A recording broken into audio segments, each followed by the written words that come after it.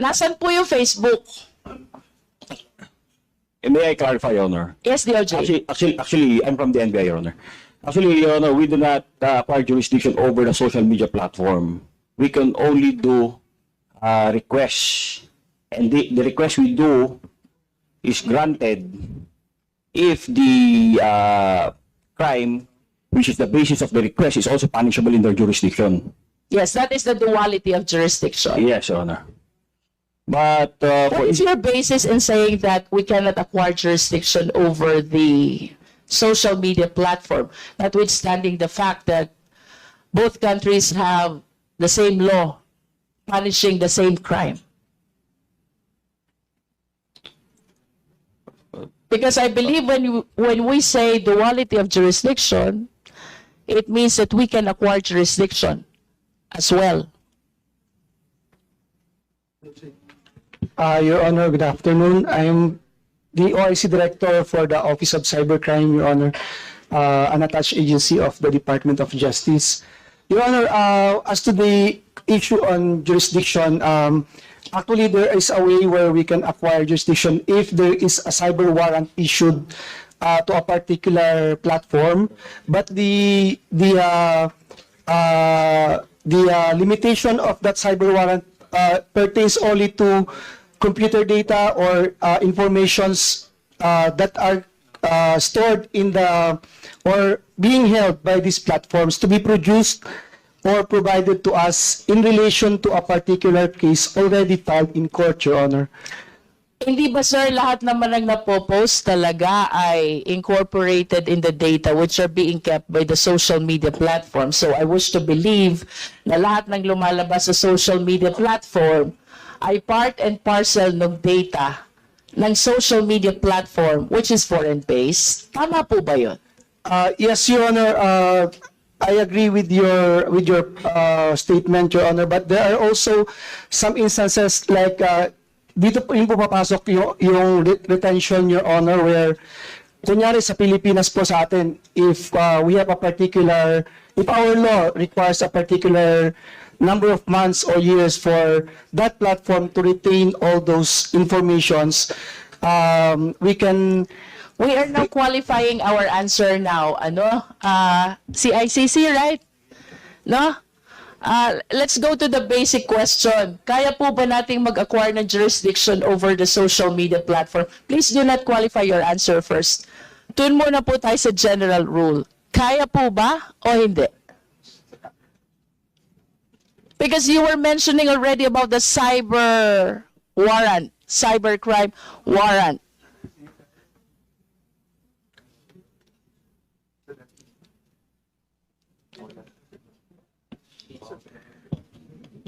Your Honor, that's a very difficult question. Kasi crimes are jurisdiction. The definition of whether an act is a crime or not is jurisdictional. I understand. So, without qualifying, Pero maybe we kanina, can write a position paper on this. kanina you were discussing already about the duality of jurisdiction doctrine, and I humbly submit that with that doctrine, I think there's a possibility for us to acquire jurisdiction over social media platform. Your Honor, may I also, in addition to what was stated by Yusek Jeffrey, there is also a matter, Your Honor, or a question if the social media platform actively participated in the perpetration of a crime. So, kung actively participatory po siya, there's...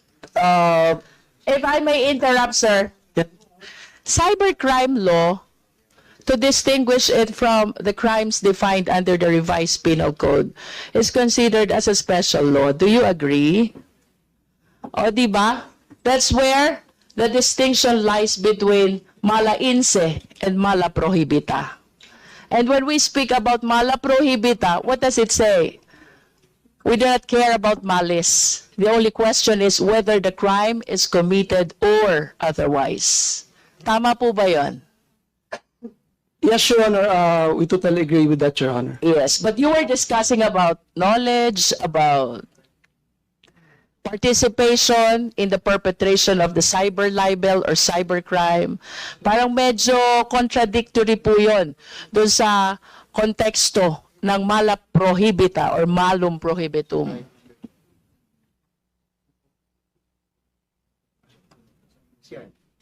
I understand that the question is difficult, but at least we were able to discuss initially the duality of jurisdiction doctrine, which I hope you will be able to render a legal position paper. And in relation to that duality jurisdiction doctrine, I remember that my question started with the concept of continuing crime. Can you please shed light? Hindi po ba ito pwede i-consider na continuing crime? As long as the malicious post is still active, Yes. Your Honor. So you agree? Yes, Your Honor, we agree. So That if it's still this can continuing be crime. considered as a continuing crime, the one who posts here is liable, and the server who makes possible the posting while it is based in foreign country can also be held liable.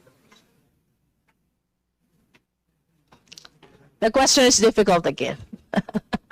And of course, I appreciate that the Honorable Roman already requested to invite a constitutionalist to help us understand how we go about this.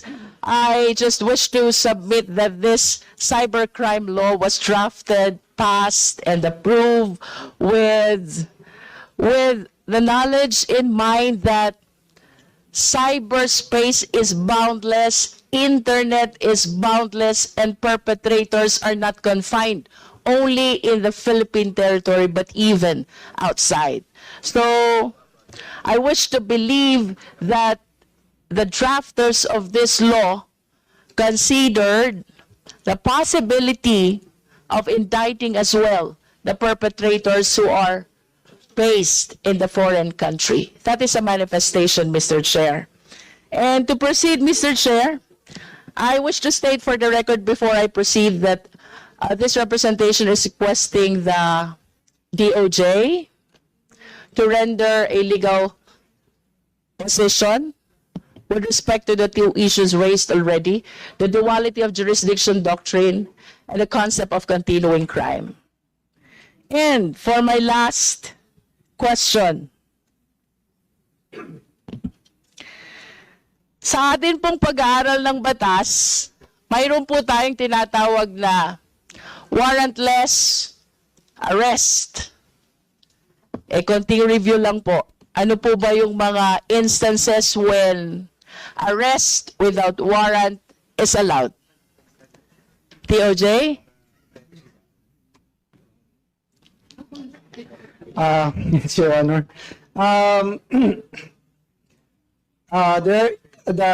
In the rules of court, Your Honor, the instances that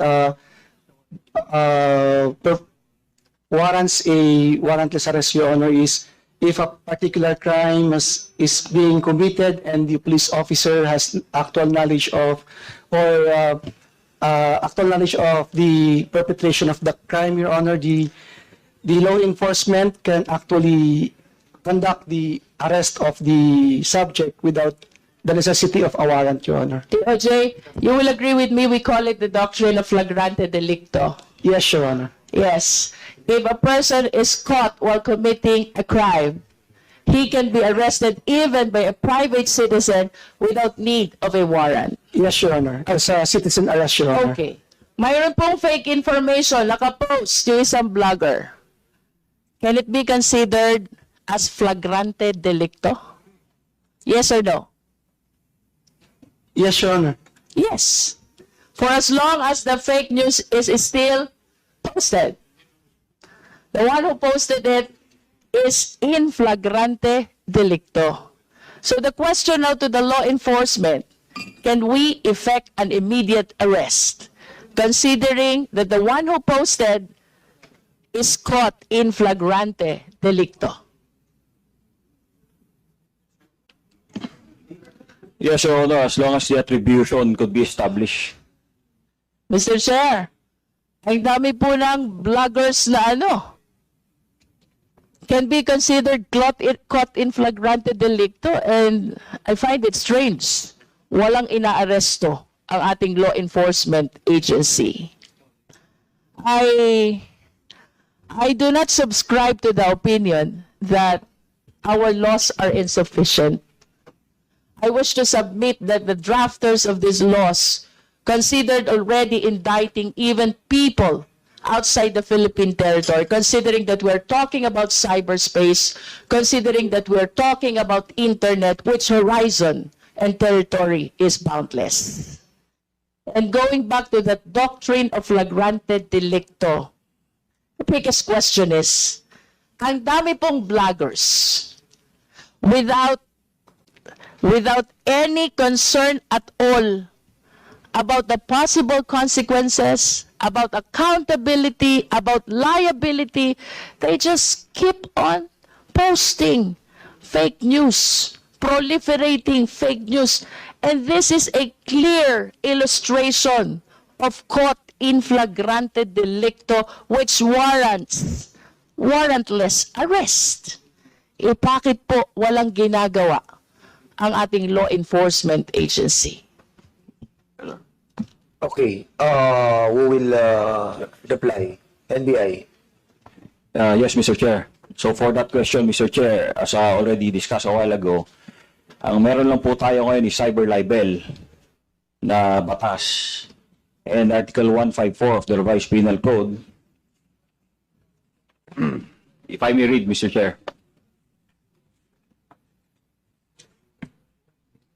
So doon po sa Article 154, meron po tayong unlawful use of means of publication and unlawful utterances. Number 1 po doon, any person who by means of printing, lithography, or any other means of publication shall publish or cause to be published as news any false news which may endanger the public or cause damage to the interest of the credit of the state.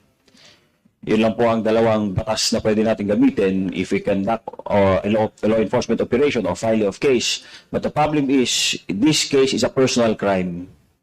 Kailangan po may private complainant po na magrereklamo, and it will be the basis for the arrest. Sir, I wish to go back to the concept of flagrante delicto. Doon po ba sa flagrante delicto, naghihintay ho ba ang police ng complainant? I don't think so.